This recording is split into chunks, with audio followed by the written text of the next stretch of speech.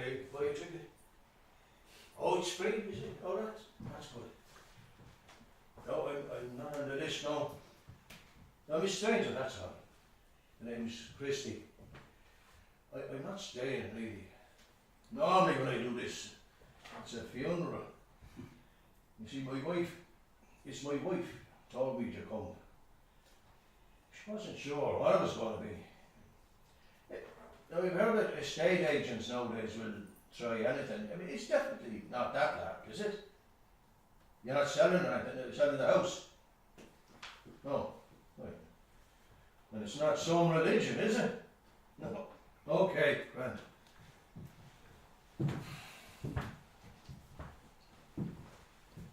How you doing?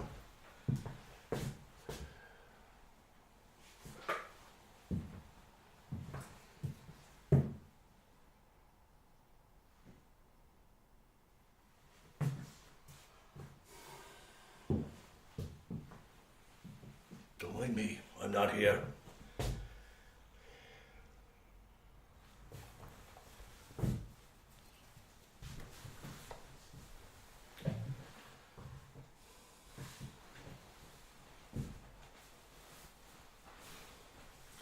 To tell you the truth, I don't exist.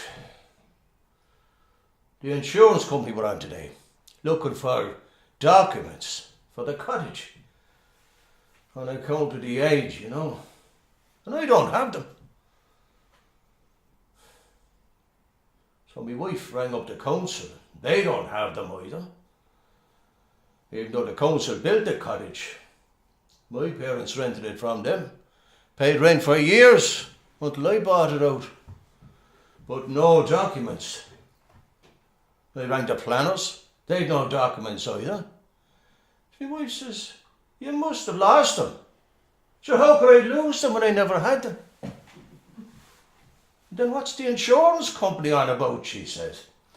Money, I says. That's what they want. It's not my fault we don't exist.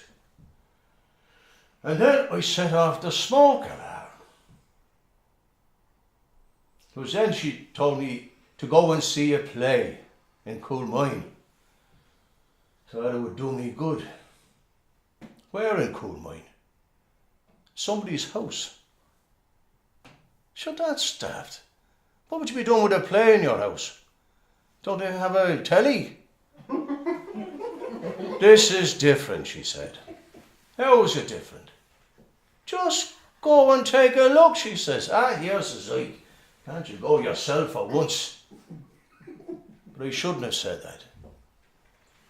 Bridie can't go, you see.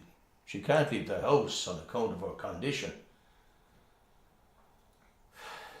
She's back there now with a neighbour who also thinks I lost the documents.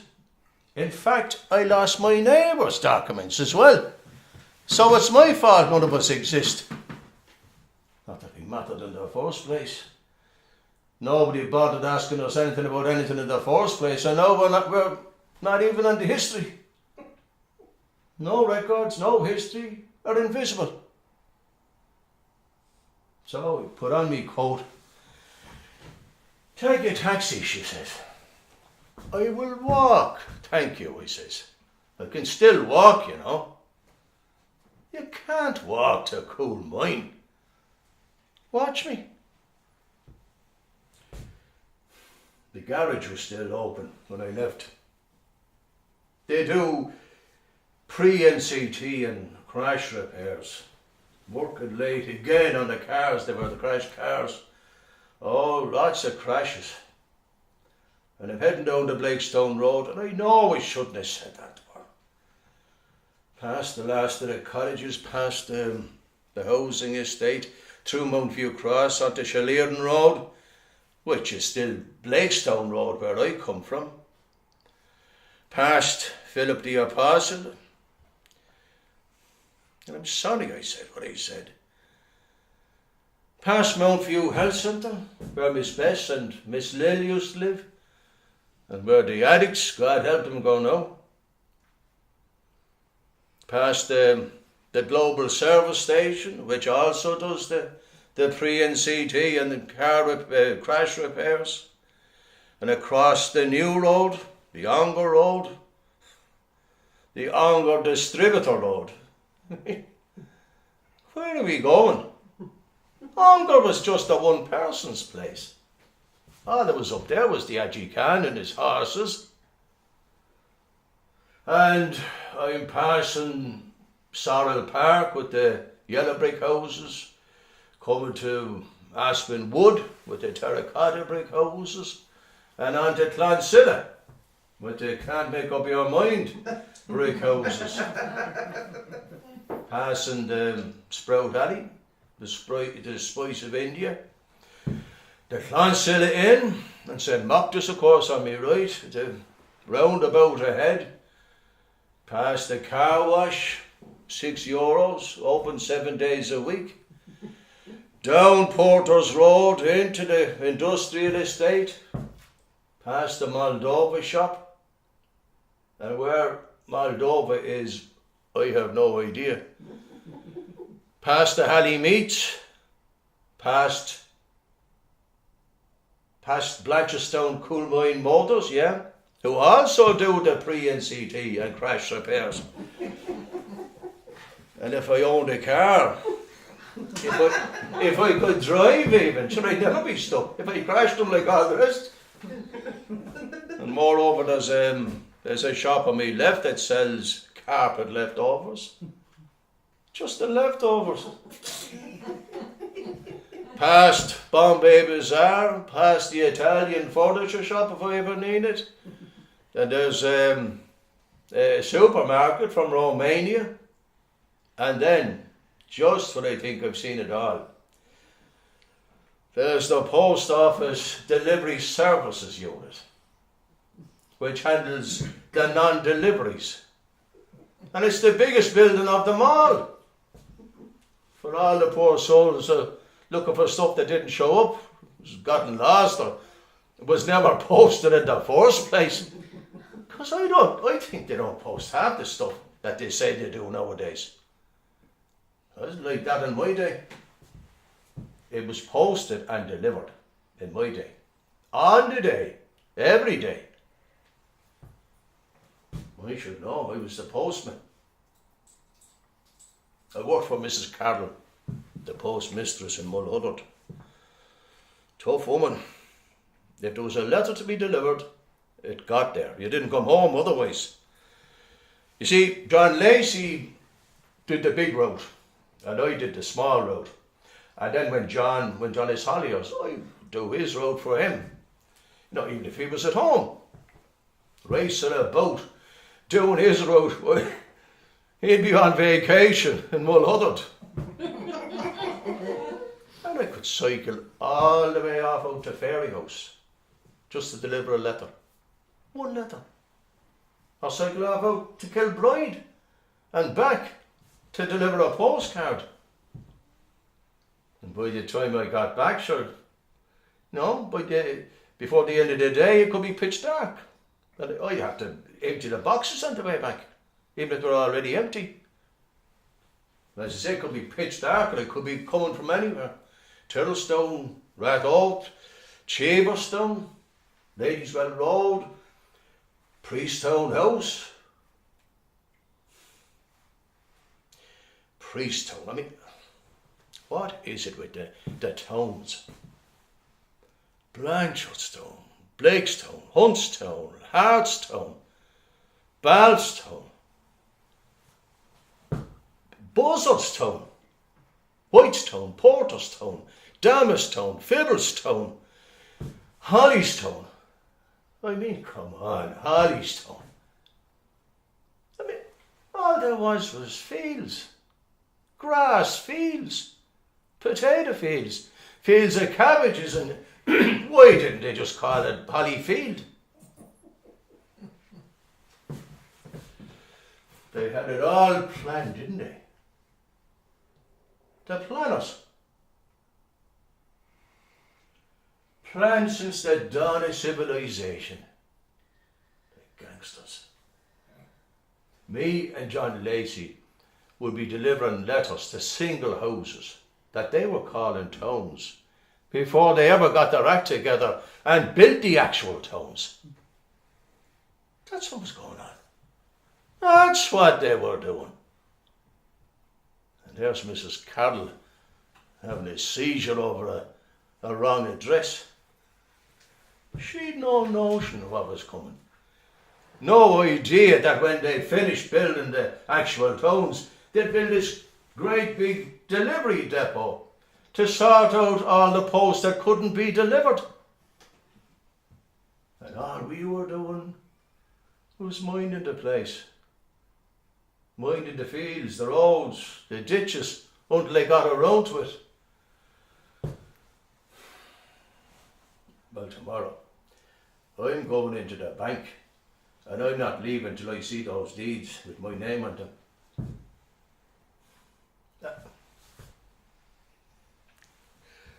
I told you a lie. Because we were in John Lacey's one night. 2 rooms and a kitchen is all he had. And all that was in the kitchen was a dresser and a table. And all the lads were there, playing cards. Anyway, doesn't John light up a fag, and he takes off his cap to scratch his head. And didn't a letter fall out? A letter he hadn't delivered.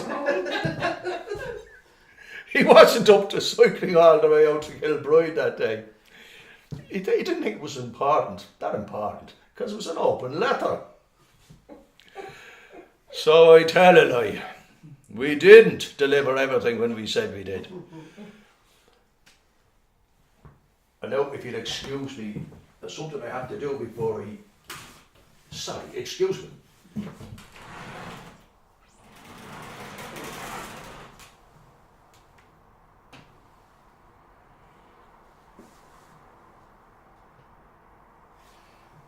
It's just my wife wants to know if it sounds as bad here as back at the cottage. The traffic, that hum you get. She would have liked to have lived on a cul-de-sac. She was all for me turning Blakestown Road into a cul-de-sac when the going was good. And how am I supposed to do that, he says. There's cul-de-sacs going up everywhere, she says. Well, where I come from, they're called dead ends.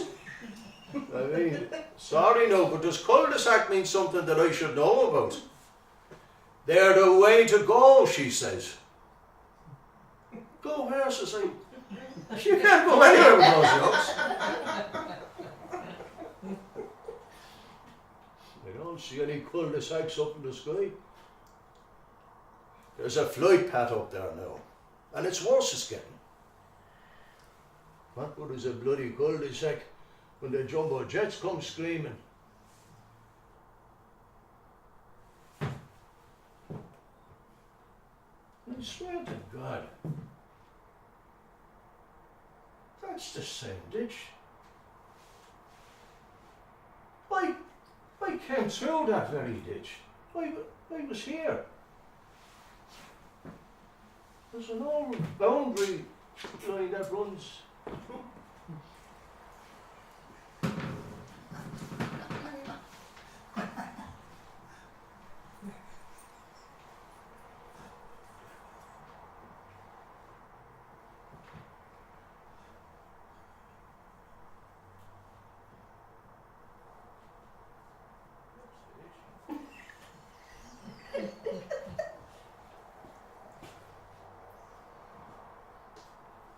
I could walk through any of these fields one time.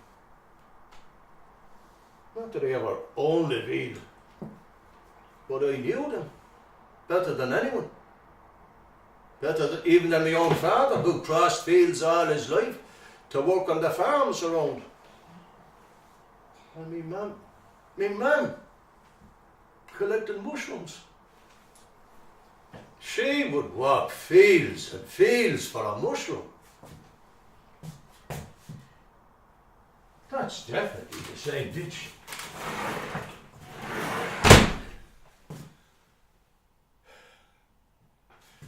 We came ferreting here. Myself, Nick the brother, and Bill Dunne. We weren't supposed to, but nobody said anything if it didn't go damaging things, We'd cycle here, leave the bikes out on the road, and then go looking for the rabbit warren. And then we'd lay the nets on all the exits.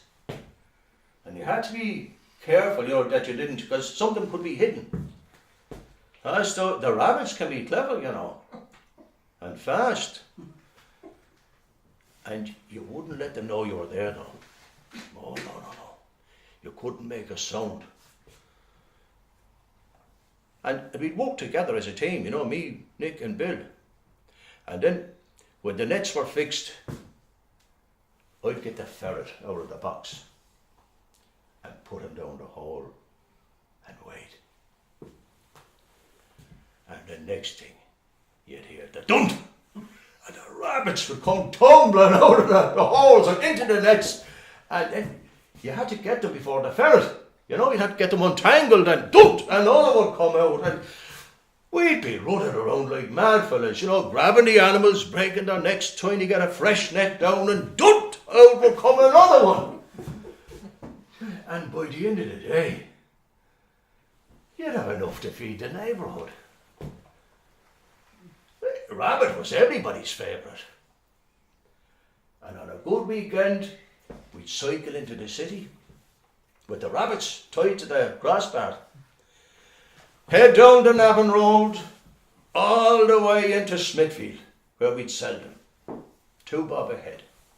Sell a lot of them, we would. They couldn't get enough of them. And then, of course, you'd have money in your pocket. Money for the table and money for this, that and the other. And one day, didn't the ferret go missing? I can still see Bill and Nick disappearing through the ditch, through the thorn bushes, looking for the ferret, searching for the ferret. And myself, they were cussing mad like mad, the thorns. And I followed on through that very ditch and on up the field, laughing at them and searching. And the next thing, I'm up on this height, and it's like I get this feeling I'm a king or something. Not that I ever ruled anything, I never had anything back then. The only thing I would ever have is a cottage and no documents. But up that field on that day, I felt I owned who I was. I knew what I was, why I was here. And I could see all the way to as far as the horizon. And it wasn't the first time I seen everything, but I had this feeling like it was the first time I seen it and felt that way. And it felt grand, so it did. It felt grand. And the next thing, there's this rabbit sitting there just below me on the hill. Sitting there on his hind legs with the ears up, and he's looking at the view. And I swear to God, he could feel it too.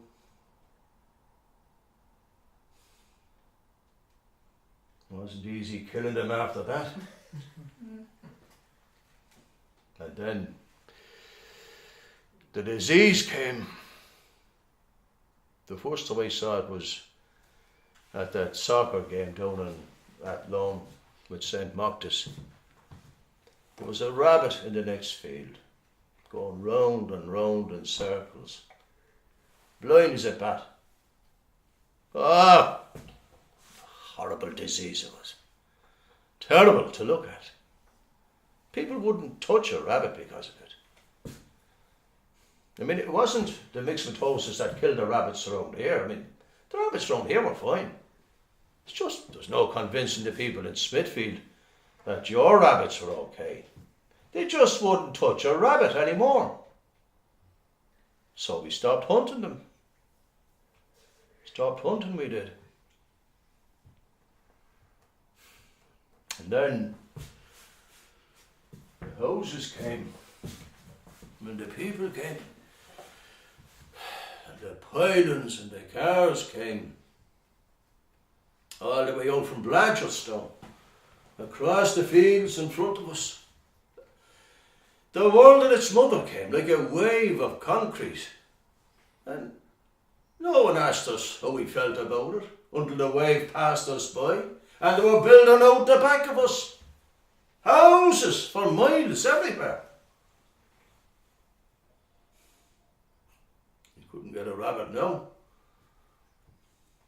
I went down to the shopping centre one day. Asked the butcher, did he have rabbit? No, he said. But he ate kangaroo once. Never again, he said. It reminded him of Skippy. So I went into the supermarket, asked the lad at the meat section. No rabbit, he said. But they all eat it at home in India. He recommended I go to the pet shop. They'd sell live ones there. So we walked all the way over to the retail park, found a pet shop, and a Polish girl tells me, no, they don't sell rabbits. Dead or alive. They have no cats or dogs either. But she could sell me rabbit food if I wanted. I could have all the rabbit food I wanted. They had rabbit bedding, rabbit hutches, rabbit shampoo, even toys for the rabbits that get bored. And now I'm losing it, you know. And I says, why is it that Blanchardstown has everything? Everything you could possibly want. And there isn't a rabbit to be had? And why? Why am I feeling like a stranger in my own hometown? That makes two of us, she says. Sorry, I don't get you, Robbie. Your home is another country. I have been here longer than I have been where I come from, she said. And she told me she could order a rabbit from a shop in Finglas. I think I insulted her. And I didn't mean to insult her. There's no way I was ordering rabbit from Finglas.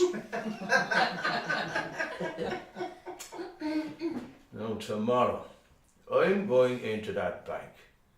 And I'm not dealing with some machine. I want to see them deeds with my name on them in person. Listen, if it's all the same to you, I'll leave you to it. I won't stay for the play. Thanks very much. I'll head off now because I don't like being away from myself, you know, on account of it being complicated with her condition. Was it funny, she'll ask me. Actually, I think the reason she wanted me to come was to see the house. She says the woman who owns it is into that sort of thing, you know, the art and all that. So it says in the newsletter anyway. If I head up Snugborough Road now and head up to the centre and grab a takeaway, she'd like that. And then I'll get a taxi home.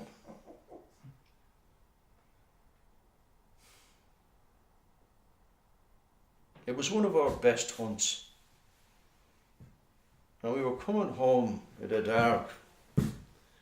We'd been ferreting on the far side of Turtlestone. And the bikes were laden with rabbit. Bill was saying, it was Bill, myself, Nick. Bill was saying he was going to buy new boots with the money. Pitch dark it was. Just before Magian's Cross, near the graveyard. when the whole place lit up. Just like that. Not a sinner to be seen. No drink taken. No storm or anything. We passed no remarks. We were caught in this bright light, standing there in total silence with our bikes and our rabbits. I don't mind when people don't believe it happened, because that makes it unbelievable, doesn't it? I mean, that's something, isn't it? Unbelievable. It's just when people, behave like it's nothing really. They've heard it all, been there, done that, seen that, done that. But it wasn't like that. The thing is, the more I tell it, the less I'd tell people to ask me brother Nick until he started going on about aliens. And then I tell them to go down to the shanty, ask Bill Dunne. Because you knew Bill couldn't make it up. If Bill seen it, it happened. Bill used to sweep the road from Muldoon to Blanchardstown. No nonsense, like not a tooth in it. It was a white light out of nowhere at Magine's Cross. But Bill and Nick are dead now.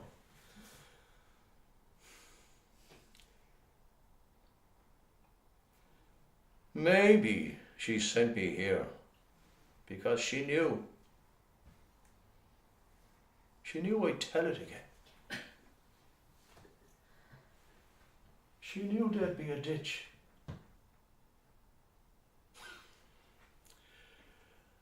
She's an awful woman, An awful woman. Thanks very much.